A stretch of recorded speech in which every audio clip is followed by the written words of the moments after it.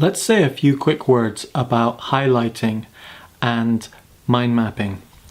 Highlighting is a really useful way of identifying key ideas and facts.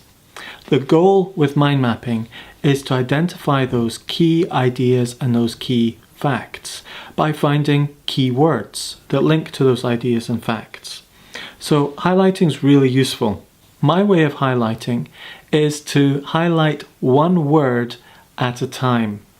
Just like you put one word on a branch, I like to highlight one word at a time because it stops me highlighting whole phrases and whole sentences. It's a sort of personal discipline to keep me sharp and focused on the main thing, which is to find those key words, those treasures, because it's very easy to have your highlighter and just be swishing away, and it feels like you're reading it and you're taking it all in and it's all going in there, and after a while, a page or so, you realize you've highlighted 1/4 of the page and you start thinking to yourself, I'm not quite sure I've got all of the main points there.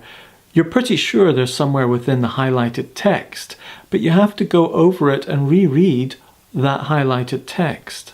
Now the goal is to leapfrog that stage and go straight to identifying the key words so you can pull out those key ideas and those key facts.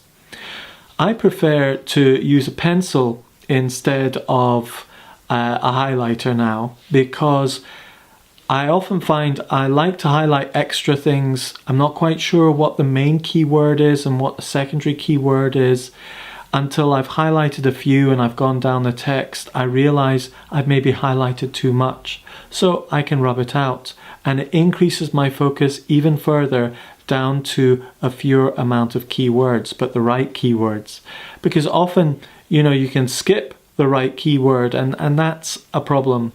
So I often over highlight even when I do one word at a time, and then hone it down later on by rubbing out some of the keywords. And if I'm writing in a book, my wife doesn't like it when I highlight books, and other people don't like it when you highlight books.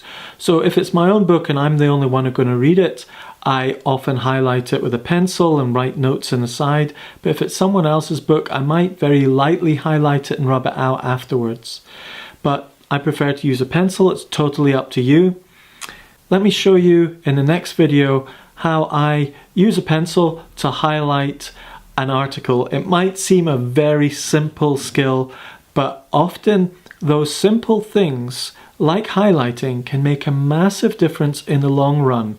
If you do it really well, has a beneficial difference.